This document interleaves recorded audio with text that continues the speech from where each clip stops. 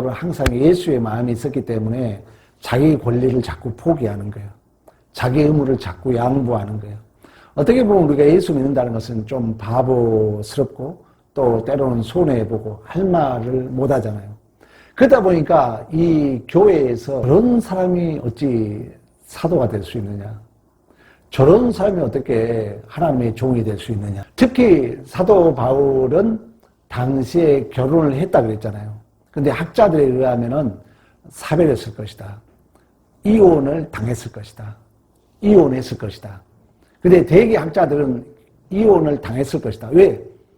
결혼을 하지 않으면은 제가 지난주도 얘기했잖아요.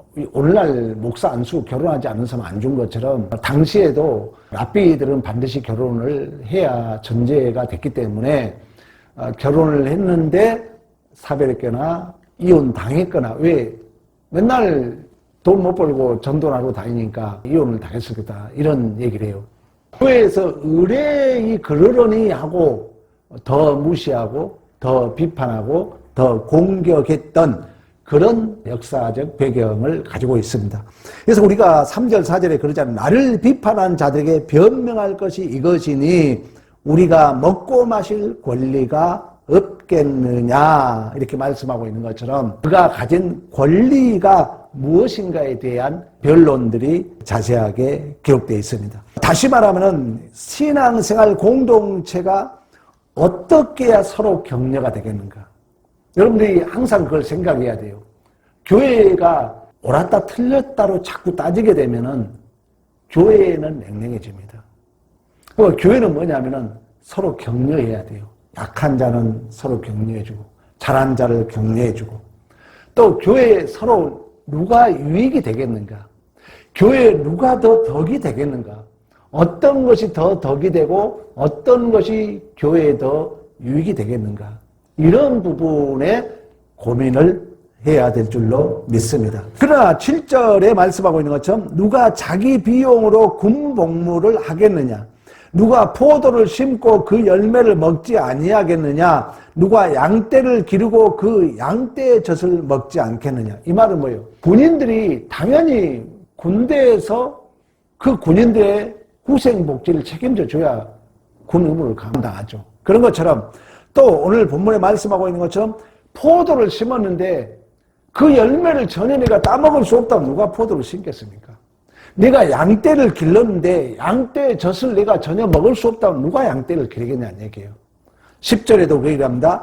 밭가는 자는 소망을 가지고 갈며 곡식 떠는 자는 함께 얻을 소망을 가지고 떠는 것이다. 그러면 뭔 말이에요? 결국 이제 밭을 간 자들도 곡식의 그 열매를 소망을 가지고 그 곡식을 가꾸는 것처럼 13절 14절에 그 얘기하죠. 성전 일을 하는 이들은 성전에서 나는 것을 먹으며 제단에서 섬기는 이들은 제단과 함께 나눈 것을 너희가 알지 못하느냐. 이와 같이 주께서도 복음을 전한 자들이 복음으로 말미암아 살리라 명하였느니라. 그러니까 당연히 교회에서 목회자들의 모든 생계를 책임진 게 너무 당연하다는 거예요. 당시에 바울도 마찬가지예요.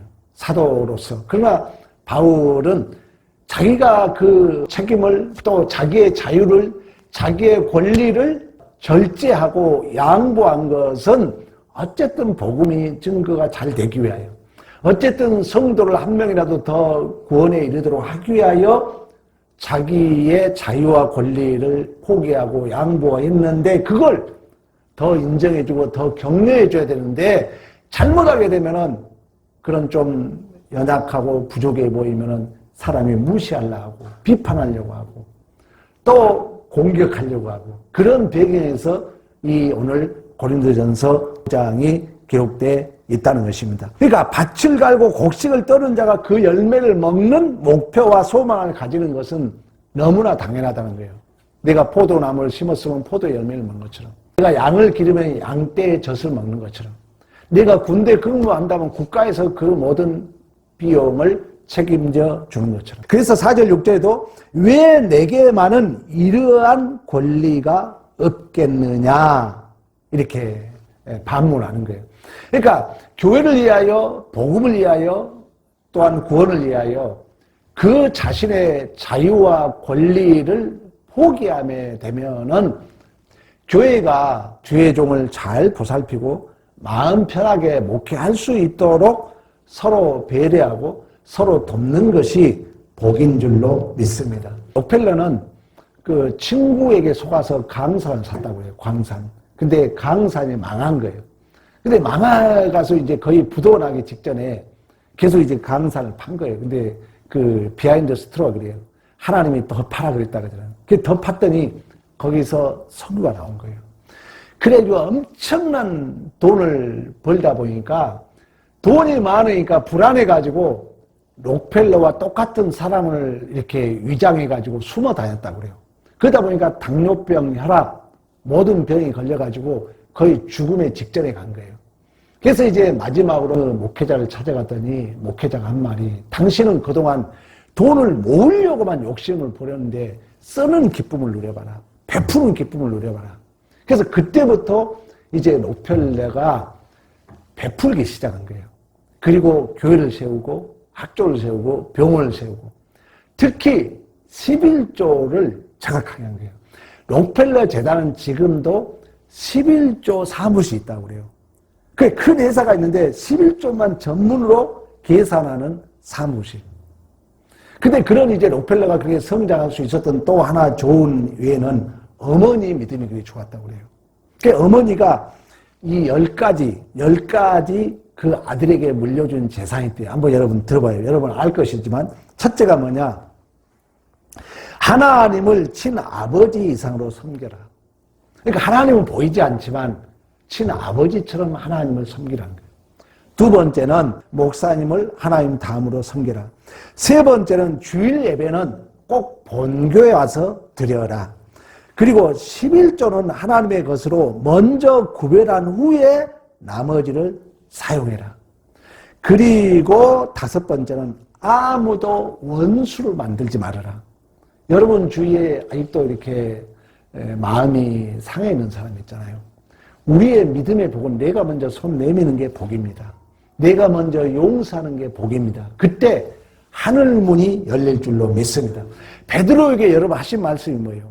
바요나 시모나 내가 복이 있도다. 천국 열쇠를 내게 주노니 땅에서 매이면 하늘에서 매이고 땅에서 풀면 하늘에서 풀릴 줄로 믿습니다. 우리 믿는 자는 꼭 아셔야 돼요.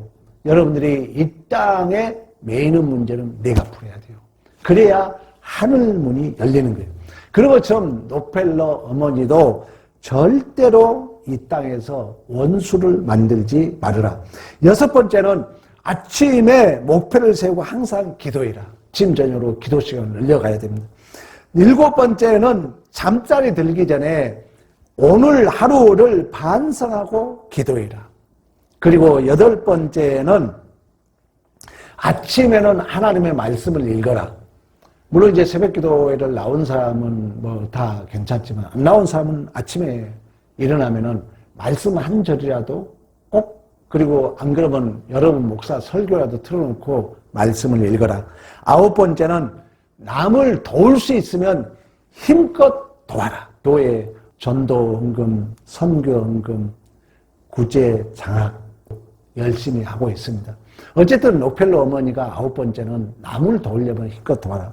마지막으로 열 번째는 예배 시간에 항상 앞자리에 앉아라. 항상 예배 시간에 앞자리에 앉아라. 이런 이야기를 했다고 그래요. 그래서 지금도 록펠러 재단이 많은 목사님들의 입술을 통하여 회자되고 있는 것처럼 우리가 하나님을 잘 섬기고 또 그 하나님의 종을 잘 섬기고 예배에 성실히 생활하게 되면은 반드시 하나님께서 주신 복을 누리게 되는 줄로 믿습니다. 오늘 바울이 그런 의미에서 변명을 하는데 일반 은총, 그러니까 바울이 가지는 그 자유와 권리, 이것은 절대 특별 은총과 서로 상충적이 않다는 거예요. 교회 생활도 마찬가지예요. 일반적으로 감당해야 할 자기의 의무가 있잖아요. 자기의 책임이 있잖아요. 여러분 예배에 나오는 거, 또 헌신해야 되는 거, 이건 우리가 본인 스스로 감당을 해야 된다는 거예요. 근데 우리가 잘못하게 되면 이러한 일반적으로 자기가 해야 할 일은 안 해. 그래서 자꾸 남에게만 무엇을 요구할 수 있다는 거예요. 남에게 헌신을 요구하고 남에게 절제를 요구할 수 있다는 거예요. 우리의 착각이에요. 이게 가짜 영웅주의라고 그래요. 근데 가짜 영웅주의는 뭐냐면 자기가 정해놓은 거 몇 가지는 다 했다고 착각하는 거예요. 그리고 정말 중요한 기본적인 것은 외면할 수 있다는 것입니다. 우리가 신앙이 잘못되면 그럴 수 있다는 거예요. 그러니까 누가 봐도 다 알아먹을 수 있는 상식과 일반적인 뻔한 걸 가지고 대면적으로 얘기한다는 것은 서로가 비참한 일이라는 거예요. 그런 의미에서 우리 12절 한번 봐보십니다. 12절. 다른 이들도 너희에게 이런 권리를 가졌거든 하물며 우리일까 보느냐. 그러나 우리가 이 권리를 쓰지 아니하고 범사에 참는 것은 그리스도의 복음에 아무 장애가 없게 하려 함이라. 주의 종이 없었던 자유와 권리와 이미 있음에도 불구하고 자유와 권리를 절제하는 것은 다른 문제라는 거예요. 이미 있는 걸 내가 양보하고 절제하는 것을 여러분들이 기억해야 된다는 거예요. 없는 걸 있게 만든 게 아니라. 우리 그러면 있음에도 불구하고 절제하게 되면은, 잘못하게 되면은 무시하게 될 수 있다는 거예요. 또 비판하고 공격할 가능성이 있다는 것입니다. 우리 지지난주 8장에서 그거 공부했잖아요. 우상의 제물은 먹을 수 있지만 혹이라도 누가 먹어서는 안 된다. 마음이 실족한 자가 있다면은 자기는 평생 동안 고기를 먹지 않겠노라고 얘기했던 것처럼. 그렇다 해서 우리가 그런 말이 있잖아요. 부모는 자식을 위해서 그 머리 맛없는 머리는 자기가 먹고 자식들에게 좋은 고기를 줬는데 그걸 이제 자식들이 모르고 계속 머리만 부모에게 줬다는 그 얘기가 있는 것처럼 신앙생활도 마찬가지예요. 우리가 인간관계도 마찬가지고. 바울이 지금 하고자 하는 내용입니다. 그래서 고린도후서 10장으로 한번 가봅니다. 고린도후서 10장 1절 2절. 너희를 대면하면 유순하고 떠나 있으면 너희에 대하여 담대한 나 바울은 이제 그리스도의 온유함과 간용으로 친히 너희를 구원하노고 또한 우리를 육신에 따라 행하는 자로 여기는 자들에 대하여 내가 담대히 대하는 것 같이 너희와 함께 있을 때에 나로 하여금 이 담대한 태도로 대하지 않기를 구하노라. 아멘. 이 말은 뭐 말이냐면은 바울이 고린도 교회를 향하여 4번인가 5번 편지를 썼다고 그래요. 첫 번째 편지도 있고 잊어버린 편지도 있고 눈물의 편지도 있고 또 4번째 5번째를 합쳐서 고린도 후서다 이렇게 학자들이 구분한 경우도 있어요. 그러니까 바울이 고린도 교회를 가고 싶었지만 두 번째 방문에서 뭔 일이 안 돼가지고 그냥 왔고 그래서 이제 눈물의 편지를 보냈고 근데 계속 이 고린도 후서 가면 또 그런 얘기가 나오지만 계속 문제가 발생한 거예요. 그리고 계속해서 교회가 바울에 대한 사도권에 대한 비판이 계속 있었던 거예요. 그러니까 바울이 편지로는 강력하게 그런 이제 이야기를 한 거고 설교는 좀 우리가 때로는 강하게 들릴 수가 있어요. 설교 듣다 보면. 그러나 인간적으로 만나서 우리가 그럴 수 없잖아요. 지금 바울이 지금 고린도후서 10장에 그 얘기예요. 네가 대면하지 않을 때는 너희들에게 강력하게 편지로 서신을 보냈지만 내가 만나서까지 이래라 저래라 하지 않기를 원한다 그러는 거예요.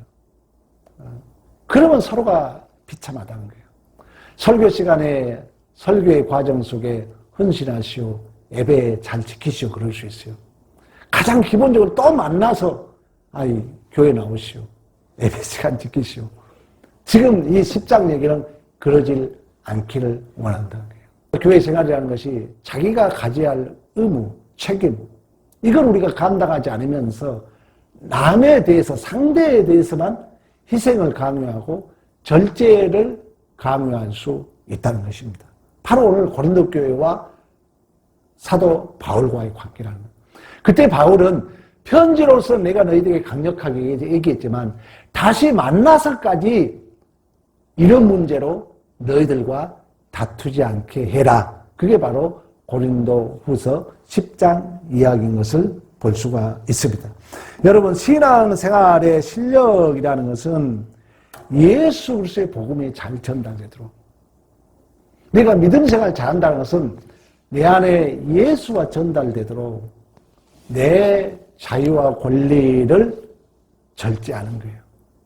내가 할 말도 때로는 참아야 되고, 나의 이기심, 나의 자존심을 때로는 눌러야 된다는 거죠. 예수의 생명을 전하기 위해서는. 여러분들이 이제 신앙생활을 하면서 그것을 많이 느낄 것입니다. 그래서 사도 바울은 너희들이 모두가 나아갔기를 원한다. 또 우리가 고린도 전서 8장 13절에 그런 얘기 했잖아요. 우상의 재물은 먹을 수 있다는 거예요. 왜? 우상은 없었기 때문에. 그러나 믿음이 약한 자가 우상의 재물을 먹으면 안 돼요, 그렇게 알고 있다면은 그 믿음이 약한 자를 위해서 나는 일평생 그 고기를 먹지 않겠노라고 고백했다는 것처럼. 그래서 우리의 신앙생활이 여러분들이 항상 기억해야 돼요. 누가 더 알고 있느냐, 누가 더 똑똑하느냐, 누가 더 헌신을 많이 했고 봉사를 많이 했냐도 중요하지만 가장 중요한 교회의 덕이 돼야 되잖아요. 교회의 유익이 돼야 될 줄로 믿습니다. 교회 서로의 덕이 돼야 돼요. 잘못하게 되면은 좋은 일 하자고 모여가지고 싸운 경우가 많잖아요. 그게 아니라는 거예요. 교회의 신앙생활 훌륭함은 내가 좀 손해보더라도 어쨌든 교회의 덕이 되기 위하여, 어쨌든 교회에 좀 유익이 되기 위하여 내가 양보하고 내가 희생하고, 우리가 한 몸을 이루기 위해서는 누군가 희생을 해야 되는 것처럼, 그게 신앙의 진정한 아름다운 모습이고 신앙의 점검은 그런 원리로 해야 될 줄로 믿습니다. 예수님께서 그런 얘기를 합니다. 나는 선한 목자다 그래요. 선한 목자는 양을 위하여 목숨을 걸린다 그래요. 삭구는 목자도 아니요 양도 제 양이 아니라고 그래요. 어떤 문제가 발생하면 도망간다, 삭구는. 그러나 참 목자는 그 양을 위하여 목숨을 버린 것처럼 우리도 때로는 목자 입장에서, 때로는 여러분들이 평신도로 할지라도 교회를 위하여, 교회 유익을 위하여 우리가 서로 헌신하고 내 자유와 권리를 양보하고 때로는 포기하는 믿음의 승리가 있어야 될 줄로 믿습니다. 우리 갈라디아서로 한번 가봅니다. 갈라디아서 6장 6절부터 10절까지. 가르침을 받은 자는 말씀을 가르치는 자와 모든 좋은 것을 함께하라.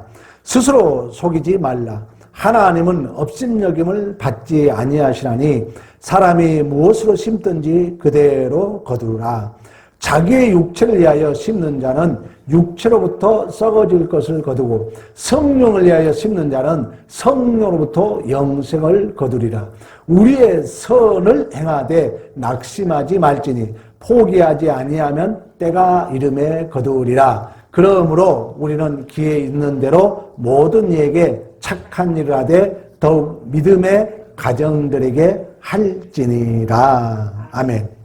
이 본문의 핵심은 가르치는 자와 가르침을 받는 자예요.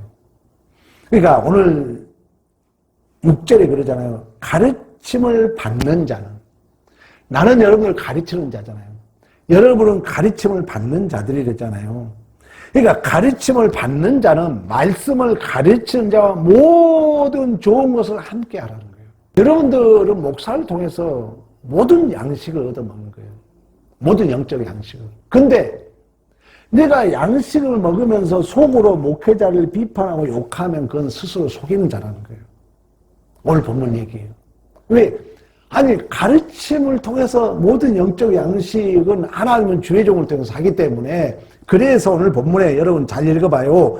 가르침을 받는 자는 말씀을 가르치는 자와 모든 것을 함께 해라. 스스로 속이지 말라. 하나님은 망울이 여김을 받지 아니하시라니 사람이 무엇으로 심든지 그대로 거두리라. 자기 육체를 위하여 심는 자는 육체로부터 썩어질 것을 거두고 성령을 위하여 심는 자는 성령으로부터 영생을 거두리라. 그러면서 뭐라고 합니까? 우리가 선을 행하되 낙심하지 말지니 피곤하지 아니면 때가 이름에 거두리라. 그러므로 우리는 기회에 있는 대로 모든 이에게 착한 일을 하되 더욱 믿음의 가정들에게 할지니라. 자, 가르침을 받는 자는 말씀을 가르치는 자에게 모든 게 함께라. 자, 가르침 자로부터, 말씀을 가르친 자로부터 우리는 모든 영적 양식을 공급받고 있다는 거예요. 그러면 그 말씀을 가르치는 자가 풍성해야죠. 저는 우리 옛날 속힌 우리 아버지가 기억나요. 그 소가 집안일을 하잖아요. 소로부터 새끼도 낳고 농사일을 하게 되잖아요. 그러니까 우리 아버님은 진짜 소를 자식같이 키웠던 것 같아요. 소가 힘들면 뱀을 잡아서 먹이고, 소가 아프면은 정말 아파하더라고. 그리고 소에다가 때로는 낙진가 뭘 넣어가지고 과서 먹이고. 왜? 서로부터 돈을 받는 게 있기 때문에. 오늘 본문에 어떻게 보면 그 얘기예요, 그 얘기. 너가 말씀을 가르침을 받고 있다면은 너 말씀을 가르치는 자에게 함께해라. 그로부터 우리가 모든 것을 공급받고 있기 때문에. 그렇지 않으면 스스로 속이는 자다. 그러면서 뭐라 합니까? 끝까지 인내하라 그러잖아요. 말씀의 양식을 잘 먹으려면은, 제가 목사 입장에서 이런 말 하기는 좀 쑥스럽습니다만, 여러분도 목사한테 잘하고, 또 나도 그런 기쁜 마음 속에 말씀을 전하도록. 내 마음이 상하면, 옛날에 그러잖아요. 산모가 마음이 상하면 그 젖이 쓰다고 그러잖아요. 그런 것처럼 오늘 사도 바울이 그런 뉘앙스를 가지고 있는 것입니다. 또한 여러분, 말씀을 가르침을 받는 여러분은 자기가 해야 할 책임과 의무를 마땅히 잘 감당해야 돼요. 자기가 해야 할 감당할 그 책임과 의무는 하지 않으면서 목회자에게 탓을 하거나 또 목회자에게 우리가 원망을 해서 안 된다는 것입니다. 자기가 분명히 감당해야 할 것을 순종하고 또 충성해야 될 줄로 믿습니다. 여러분, 목사와 교회와 성도, 제일 먼저 뭐가 만들어져야 될까요? 목사과 교회과 성도과. 오늘 주제와 생각한다면. 자, 목사가 먼저 만들어지는 거예요. 총회도 신학조가 먼저 만들어지는 거예요. 그래서 목사가 배출되면은 교회가 생기고 그 교회가 총회가 만들어져요. 목사 입장에서 이런 말하면 오해는 마십시오만은 그만치 목회자가 중요하다는 거예요. 내가 목회자가 있어야 교회 개척을 하는 거예요. 하나님이 교회 먼저 개척해놓고 목사 초대하지 않습니다. 다 마찬가지예요. 목회자가 먼저 만들어져야 돼요.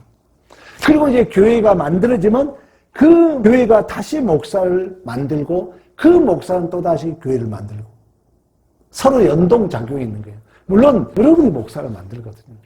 옛날에 부잣집 장로님들이 다 목회자 유학 보내고 다 그랬어요. 옛날에 그런 사람 많아요. 다 돈 있는 분들이 학비 돼가지고 유학 보내가지고 또 교회에 세우게 하고. 그런 의미에서 우리 교회에서 저를 또 이렇게 키워준 거죠. 그러니까 저도 이제 그걸 잘 연구해가지고 우리 성도들에게 잘 전하고. 이게 바로 아까 갈라디아서 6장에 스스로 속이지 않는 거라는 거예요. 너가 말씀을 가르침을 받는 자는 말씀을 전하는 가르치는 자에게 모든 걸 함께해라. 내가 좋은 걸 먹길 원하면서 내가 소로부터 그 양으로부터 젖을 먹길 원하면서 그 양을 잘못 기르면은 그 양으로부터 좋은 젖이 안 나온 것처럼 우리 아버님이 그 소로부터 농사일을 하고 그 새끼라도 하나 나면 그걸로 돈 벌기 위하여 그 소를 정성껏 먹이고 키웠던 것처럼 교회와 목회자의 관계가 그런 관계라는 것입니다. 하나님이 몸된 교회를 세우기 위하여 목자를 세우신 줄로 믿습니다. 그래서 서로 협력하고 서로 돕고. 그래서 사도 바울도 그런 어려움 속에서도 목회를 할 수 있었던 것은 이런 사람이 있었어요. 우리 찾아보고 마치겠습니다. 로마서 16장으로 가봅니다. 3절, 4절. 너희는 그리스도 예수 안에서 나의 동역자들인 브루스갈과 아굴라에게 문안하라. 그들은 내 목숨을 위하여 자기들의 목까지도 내놓았나니 나뿐만 아니라 이방인들의 모든 교회도 그들에게 감사하느니라. 아멘. 장로님이나 우리 안수입사님, 간호사님, 우리 권사님, 우리 믿음이 참 감사해요. 우리 조장로님이 저한테 얘기했던 게 두 마디가 내 머리에 사라지잖아요. 목사님, 저는 작은 교회, 내가 필요한 교회 가서 충성하겠습니다. 그리고 이 차 살 때 우리 장로님 한 말이 있어요. 나는 교회 차 사기 전에는 제 차 사지 않겠습니다. 그래가지고 저 차를 샀어요, 사실. 그런데 벌써 세월이 12, 13년이 흘렀네요. 그러니까 이 바울도 이 목회를 할 수 있었던 것은 그렇게 왜소하고 멸시받고 바울은 몸에 질병이 있었고 남에게 무시당했지만 이 브루스길과 아굴라 부부들이 바울을 위해서는 내 목까지 내놓겠다는 그런 사람이 있었다는 거예요. 대단한 거죠. 오늘날 시대가 많이 변했지만 우리가 예수 믿고 교회 생활하면서 가장 큰 유익이 뭡니까? 내가 예수를 닮아가고 또 내 안에 예수 생명이 충만한 것처럼 큰 복이 없는 줄로 믿습니다. 여러분이 진실로 교회 생활하면서 예수 닮고 예수 닮은 자로서 나의 인격이 깊어지고 또한 여러분들에게 주어진 시간과 물질을 하나님의 영광에 쓰는 믿음의 승리가 있기를 간절히 축복합니다.